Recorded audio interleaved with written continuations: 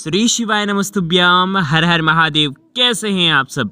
देखिए, हम सभी जानते हैं कि कल पौष मास के शुक्ल पक्ष की त्रयोदशी तिथि है और ये प्रदोष की तिथि आई है मंगलवार के दिन, यानी कि भौम प्रदोष का बहुत ही शुभ और दुर्लभ योग का निर्माण हो रहा है। पौष का पवित्र महीना चल रहा है। देखिए, सबसे पहले आज के इस पूरे वीडियो में हम 3 विशेष उपाय के बारे में बात करेंगे। सबसे पहले कार्य सिद्धि का उपाय होगा, जो कि आपको लाल मसूर की दाल से करना है। दूसरा उपाय जो होगा, शहद की टिक्की लगाना है। और तीसरा उपाय होगा रोग मुक्ति का विशेष उपाय। और ये तीनों उपाय आपको कल के दिन यानी कि 23 जनवरी को मंगलवार के दिन करना है। देखिए, 22 जनवरी सोमवार शाम 7:51 से ये तिथि प्रारंभ हो चुकी है और 23 जनवरी 2024 मंगलवार की रात में 8:39 तक ये तिथि रहने वाली है।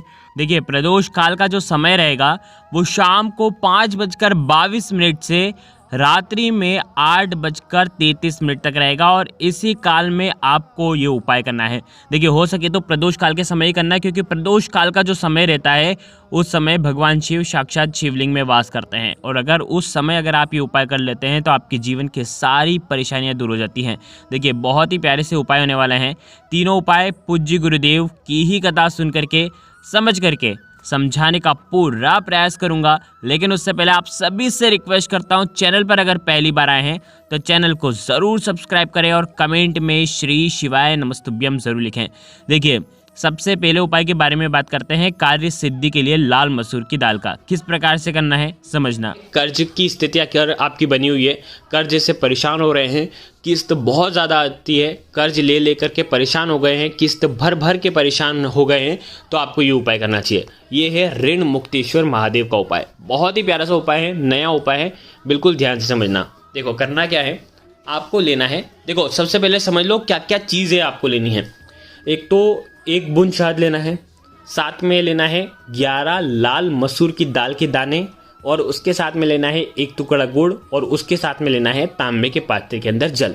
ठीक है, अब आपको क्या करना है, भगवान शिव के मंदिर में जाना है। ये उपाय आपको करना है मंगलवार के दिन। प्रदोष जब पड़े तब आप ये उपाय कर सकते हैं। जब भी मंगलवार की प्रदोष पड़े तब आप ये उपाय कर सकते हैं। आपको क्या करना है, भगवान शिव के शिवलिंग पर आपको ओम का निर्माण करना है। शहद से ओम बनाना, अपनी सीधे हाथ की चीटी उंगली के पास वाली जो उंगली है, जिसे अनामिका उंगली कहते हैं, अनामिका उंगली से ओम का निर्माण करना।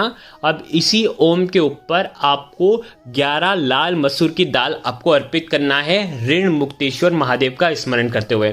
ठीक है, 11 लाल मसूर की दाल डाल दी और उसके बाद जो तांबे के पात्र के अंदर जल है उसके अंदर 1 टुकड़ा गुड़ का डालना और ये गुड़ मिश्रित जल जो है श्री शिवाय नमस्तुभ्यम का जाप करते हुए। बस इतना सा उपाय करना। जिसने भी कर्ज ले रखा है उसको ये उपाय करना है। घर का कोई भी व्यक्ति ये उपाय नहीं कर सकता। जिसने कर्ज ले रखा है, जिसके ऊपर कर्ज बहुत ज़्यादा है, उसे ये उपाय करना है।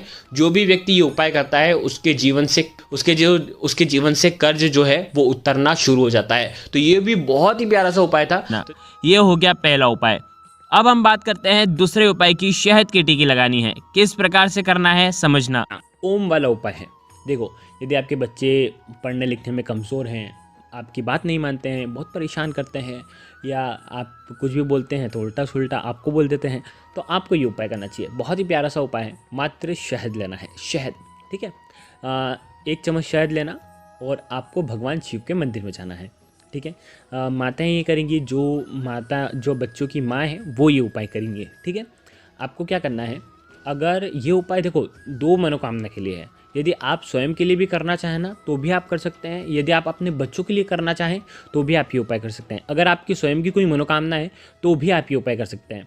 क्या करना है, शहद लेना और भगवान शिव के मंदिर में जाना। अब देखो, हमारी त्रिपुंड की जो 3 उंगलियां रहती हैं, सीधे हाथ की 3 उंगलियां, देखो वीडियो के अंदर बताने का प्रयास कर रहा हूँ।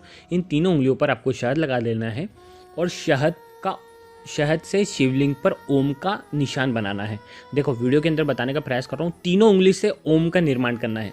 मतलब ओम होगा एक ही, पर तीनों उंगली मिला करके ओम लिखना है आपको। ठीक है, चंद्र बिंदु भी लगाना है। इस प्रकार से ओम का निर्माण कर दिया आपने शहद से। अब जो शहद आपके हाथ में रह जाता है वही शहद का आपको टिक्की लगानी है आपके सिर पर, आपके ऊपर। ठीक है, अगर खुद की मनोकामना है तो। अगर आपके बच्चे नहीं मानते हैं तो ये जो शहद आपके हाथ में लगाए हैं, इस शहद की बिंदी आपको आपके बच्चों को कैसे भी करके लगानी है। देखो, शहद की बिंदी रहेगी थोड़ी सी चिपचिप रहता है शहद तो थोड़ा सा चिपक जाएगा, तो आप आपके बच्चों को लगा सकते हैं शहद की बिंदी। अगर वो चिड़चिड़ करते हैं, आपकी बात नहीं मानते हैं, तो उनके सिर पर लगा दीजिए। कुछ भी करिए लेकिन एक बिंदी उनके शरीर पर स्पर्श होना ही चाहिए, मस्तक पर या तो सिर पर। आ गई आपको बात समझ में? इस प्रकार से आप ये उपाय कर सकते हैं। आपके बच्चों के ऊपर कोई भी संकट है, कोई भी बाधा है, अगर वो बात नहीं मानते हैं तो वो सारी समस्या दूर हो जाएगी। अगर आपकी खुद की भी कोई मनोकामना है तो वो भी परिपूर्ण हो जाएगी। तो ये उपाय भी आप कर सकते हैं। ये हो गया दूसरा उपाय। अब हम बात करते हैं तीसरे विशेष उपाय की रोग मुक्ति के लिए। अगर आपके घर में कोई भी व्यक्ति हो जिसकी रीढ़ की हड्डी संबंधित कोई परेशानी हो, कमर में बहुत ज़्यादा दर्द रहता हो, तो आपको उपाय करना चाहिए।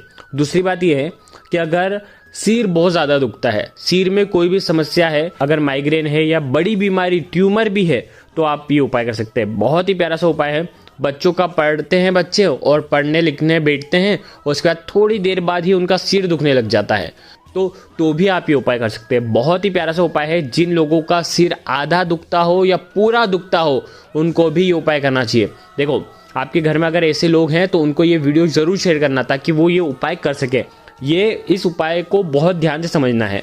आपको क्या करना है, आप ही के घर से आपको तांबे के पात्र के अंदर जल लेना है। ठीक है, तांबे के पात्र के अंदर जल ले लिया, साथ में लेना है बेल का फल। देखो, बेल का फल आपको लेना पड़ेगा इसमें, और ये दोनों चीज लेकर के आपको भगवान शिव के मंदिर में जाना है। देखो, प्रदोष काल का जो समय रहता है, तो ये उपाय हो सके तो प्रदोष काल के समय आपको करना है। ठीक है, प्रदोष काल के समय करोगे तो सर्वोत्तम होता है, क्योंकि प्रदोष काल के समय भगवान शिव के शिवलिंग में साक्षात भगवान शिव का वास होता है।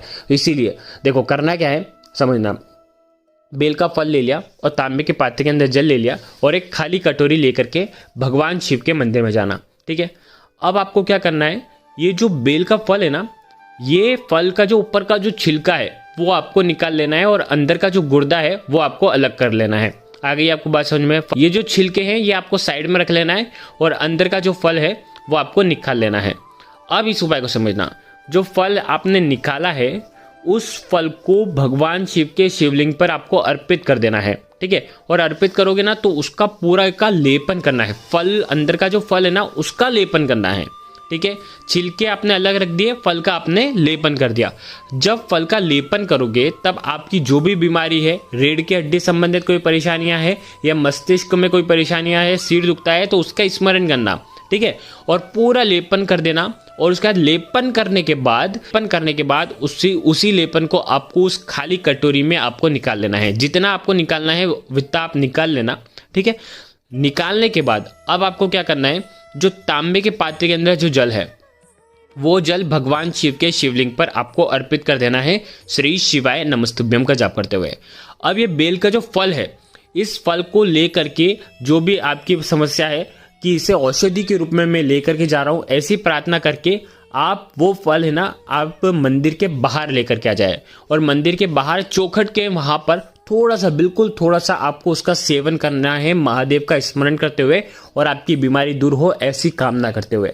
बस इतना सा उपाय करना है। बस थोड़ा सा आपको फल का सेवन करना है, और बाकी का जो फल है वो आपको घर पर लेकर के आ जाना है, और घर पर से आप लगातार 7 से 8 दिनों तक इसका सेवन करें, जब तक ये खत्म नहीं हो जाता, जब तक आपको महादेव के नाम से आपको इसका सेवन करना है। सुबह सेवन करना हो तो सुबह कर लीजिए, शाम को करना चाहो तो शाम को कर लीजिए। ये उपाय जो भी व्यक्ति करता है, रीढ़ की हड्डी संबंधित परेशानियां या सिर दुखता हो, तो उसे ये उपाय जरूर करना चाहिए। ये उपाय करने मात्र से उसकी सारी परेशानियां दूर हो जाएगी। और जो छिलके है ना, वो छिलके भी आपको लेकर के आना है, और अगले दिन किसी भी देव वृक्ष के नीचे वो छिलके रख करके आ जाना है। बस ये हो गया तीसरा उपाय। तो देखो, आज के इस पूरे वीडियो में हमने 3 विशेष उपाय के बारे में आपको बताया है। अगर आपको कुछ भी चीज समझ में ना आए तो कमेंट में पूछ लेना, गलती नहीं करना है। श्री शिवाय नमस्तुभ्यम। हर हर महादेव।